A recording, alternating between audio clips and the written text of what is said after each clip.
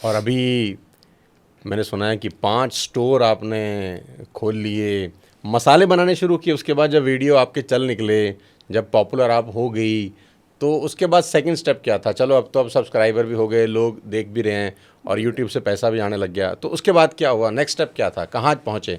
Master chef कैसे पहुँच गए वहाँ से?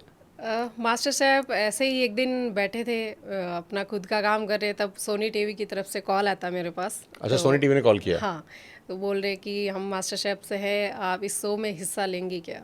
तो मैंने सोचा इतना बड़ा शो है, एक गांव की साधारण सी महिला जो अपनी रीजनल लैंग्वेज बोलती है, अपना खुद जो एक राजस्थानी जो खाना है उसको बनाती है, उसको वो प्लेटफॉर्म कौन देगा?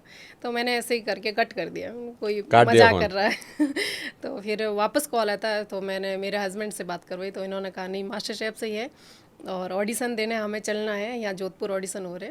तो इधर मैं गई ऑडिशन, फिर हमें 5 दिन के बाद बताया कि आप सेलेक्ट हो गए, नेक्स्ट ऑडिशन के लिए आप दिल्ली आइए। तो इधर 2 दिन का और ऑडिशन था, क्योंकि जब वो इतने बड़े प्लेटफॉर्म पे लेते हैं तो हमारी पूरी स्किल को देखते हैं कि भाई इनका कुकिंग बनाने का तरीका कैसा है, हम जो भी इनको टास्क देते हैं वो कंप्लीट कर पाते हैं या नहीं कर पाते, और इनका प्रेजेंटेशन का क्या क्या बनवाया उन्होंने? अब अलग अलग टास्क दिए थे। कभी अच्छा। वो टाइमिंग का दिया, कभी हमें एक किचन में से जो जो सामान उठाना था वो कितने टाइम उठा सकते हैं, या फिर एकदम से कोई हमें सामान ला के दे दिया कि आप इनसे क्या क्या क्या बनाओगे। क्या बना सकते हैं? हाँ, तो वो सारी तो चीज़ें पुराना यूट्यूब का एक्सपीरियंस काम आया उसमें, बहुत जो बहुत यूट्यूब पे काम वीडियो आया। बनाए थे? बिल्कुल, वो मेरा 5 साल का जो मैंने उधर मेरा रिसर्च था वो बहुत काम आया। तो ऐसे करते फिर मेरा 10 दिन के बाद और कॉल आता है कि आप इसमें भी पास हो सिलेक्ट हो गए, गए हैं? सेलेक्ट हो गए, आगे आइए दिल्ली, मुंबई आइए। वहाँ मुझे मुंबई बुलाया गया। ऐसे करके 40 लोगों को मुंबई बुलाया। उस 40 लोगों के साथ और कंपटीशन होते होते मैं टॉप 12 तक पहुँची। अरे बाप रे बाप! तो मुंबई बिल्कुल। में कहाँ सेट लगा था पूरा? हाँ, पूरा सेट था, और वो हमारे जजेस थे, अच्छा। शेफ विकास, रणवीर और पूजा ढिंगरा। तो वो सब जज करते थे, मतलब खाना टेस्ट करते थे वो? बिल्कुल, वो खाना टेस्ट भी करते थे। और उस शो में एक शेफ आए थे, शेफ मार्को प्योरे, जो 3 बार मिशेलिन स्टार, जो इस शेफ में जो खाना बनाने में जो सबसे बड़ी उपाधि दी जाती है मिशेलिन स्टार की, वो 3 बार रह चुके थे। वो उस अवार्ड को जीत चुके थे। तो उन्होंने मेरे खाने की बहुत तारीफ़ें की थी। तो उस टाइम मुझे लगा कि अब मैंने तो ये शो ही जीत लिया। क्या बनाया, आगे खिलाया उनको? जाएंगे दाल नहीं बाटी जाए। चूरमा? उनको मैंने अपनी राजस्थानी जो सब्जी है, हल्दी की सब्जी और खूबा रोटी, और अच्छा, उसके साथ मैंने लस्सी बनाई थी, जो उनको बहुत पसंद आई थी।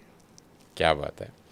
अच्छा, मैं ये जानना चाह रहा हूँ कि वहाँ से यूट्यूब से पहुँच गए मास्टर शेफ़ में, तो फिर मास्टर शेफ़ से वापस आ गए, टॉप 12 में पहुँचे। जी। तो टॉप 12 में से फिर नंबर 1 नहीं आए, मतलब जीते नहीं? नहीं नहीं जीता नहीं, कोई और? जीता कोई और ही था। कौन जीता था उसमें फिर? उसमें आसिक नाम का बेंगलोर का, तो मैंगलोर का दिल दिल टूटा थोड़ा सा? हाँ, उस टाइम थोड़ा जब बुरा रिजेक्ट लगा? होता है तो थोड़ा बुरा लगता है, मुंबई, लेकिन तो हाँ, मुंबई से वापस आ गए? मुंबई से वापस आ गए।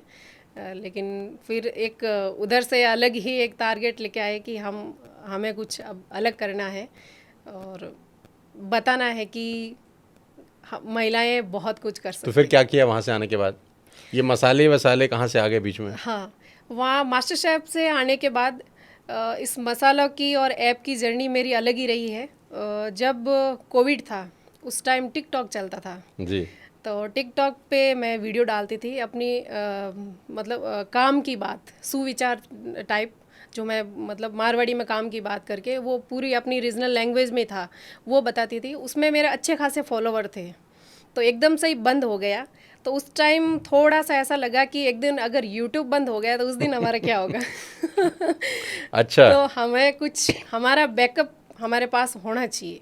तो उस टाइम मेरे दिमाग में आया कि मैं अपना खुद का ऐप और वेबसाइट बनाऊंगी। आपका खुद का ऐप बनाऊंगी, खुद का वेबसाइट वेबसाइट बनाऊंगी? बनाऊंगी, और जो मैं वीडियो इस प्लेटफॉर्म पे डालती हूँ वो मेरे खुद के प्लेटफॉर्म पे डालूंगी, कि अगर यूट्यूब बंद भी हो गया तो ताकि अपने को वो कोई बंद तकलीफ भी ना हो हो। जाए तो मुझे मेरा मतलब वो एक जो लोग मैंने जोड़े हैं, जो मेरी ये कमाई है, सोशल मीडिया फैमिली है, उनको मैं वहाँ कन्वर्ट तो कर सकूँ। गांव में बैठ के नेट नहीं है तो इतना दिमाग में कैसे आ रहा है कि ऐप भी बनाना चाहिए, वेबसाइट भी बनानी चाहिए?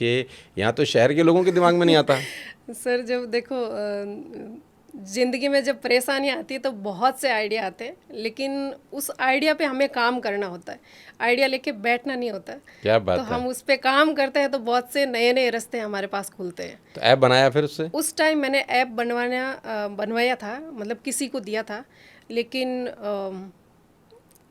वो ऐप मेरा कंप्लीट नहीं हो पाया। किसी ने, मतलब हम, मुझे इतना नॉलेज नहीं था कि ऐप पे क्या काम होता है, कैसे उसको देख जांचते हैं कि भाई हम, मैंने किसी को वर्क करने के लिए दे दिया, कि आप बना अब वो दीजिए। कर रहा है कि नहीं कर रहा है उसका मुझे नॉलेज ही नहीं था बिल्कुल ही। उस टाइम हम रेंट पे रहते थे।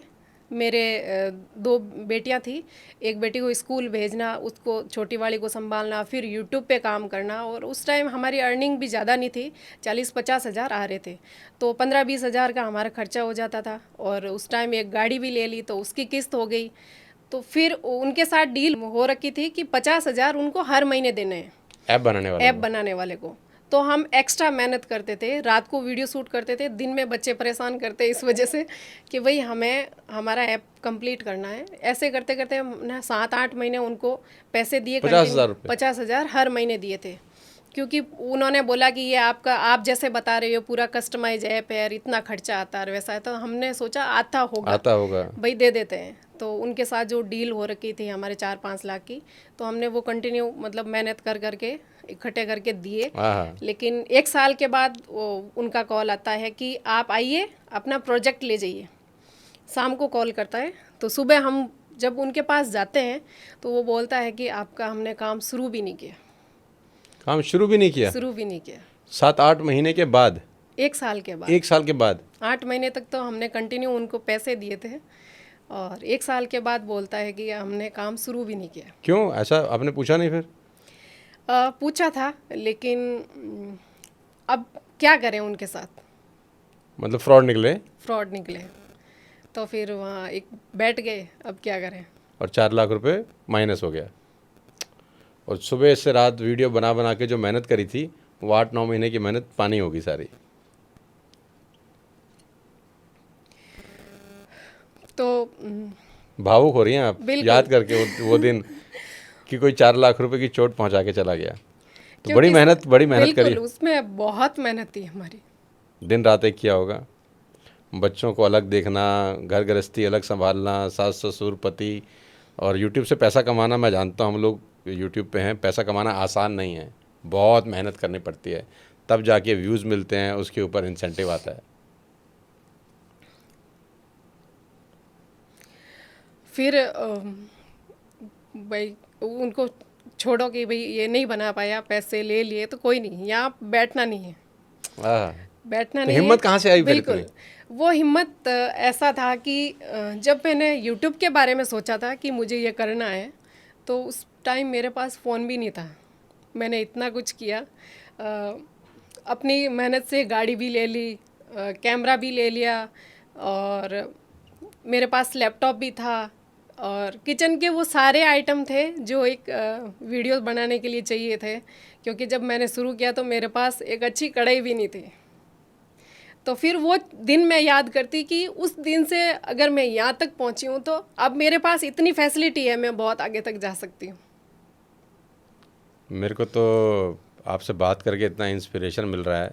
ऑल्दो आपकी उम्र मुझसे बहुत छोटी है, और लेकिन आपका जो जज्बा है, गांव में रहकर कोई व्यक्ति कि कोई 4 लाख रुपए ले जाए उस दौर के अंदर, जब 3,000-5,000 रुपये भी बहुत मुश्किल हो कमाना यूट्यूब से, और वहाँ से आदमी गिरे और फिर ये सोचे कि नहीं मैं कुछ और बहुत बड़ा कर लूँगी।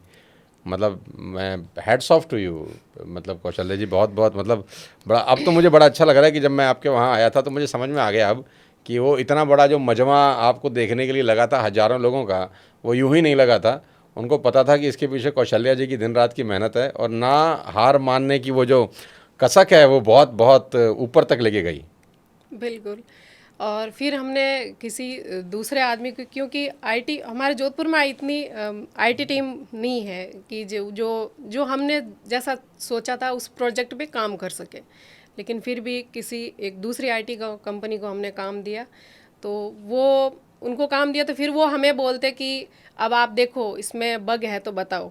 तो हमें पता ही कि बग क्या होता है। अब वक्त क्या होता है, हमें पता ही नहीं है कि इसको कैसे देखना है या कौन सा फीचर काम कर रहा है नहीं कर रहा है, वो चीज़ें इतना नॉलेज नहीं था।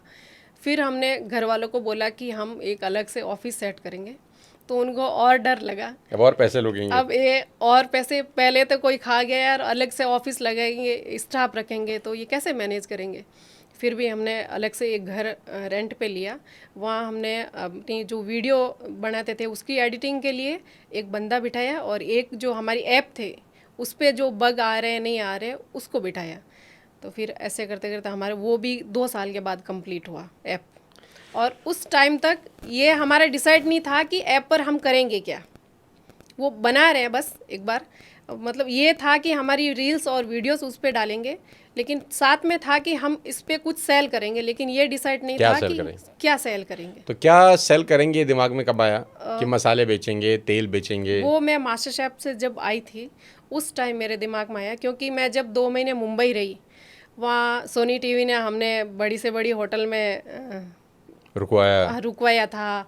वहाँ हमें डिनर पे लेके जाते थे और हम खुद भी जाते थे, लेकिन वो टेस्ट उधर नहीं मिला। मैं आपको बताऊँ, मैं 2 महीने उधर रही थी, खाने की वजह से मेरा उधर 10 किलो वजन कम हुआ। मुझे उधर का खाना अच्छा ही नहीं लगता। लोगों का तो होटल बिल्कुल में भी खाना खा के वजन बढ़ जाता है। नहीं, मेरा तो ऑलरेडी कम हो गया, क्योंकि मुझे वो टेस्ट ही नहीं आता, वहाँ का खाने का बिल्कुल टेस्ट नहीं आता। तो उस वहाँ मेरा इतना वेट लॉस हुआ, तो फिर मुझे लगा कि इधर ये टेस्ट क्यों नहीं आ रहा था। फिर रिसर्च किया कि जो खाने में जो मेन रोल मसाला का और तेल का रहता है। जो हमारी घर की चटनी है ना, वो होटल की पनीर की सब्जी भी उस वो कम्पिटिट नहीं कर सकती। क्या बात है। तो फिर लगा कि हम हमारे घर में शुद्ध मसाले हैं, लेकिन हम हर घर मसाले पहुंचाने का एक प्रण लेते हैं। एक छोटी सी मुहिम शुरू करते हैं, शुद्ध के लिए युद्ध।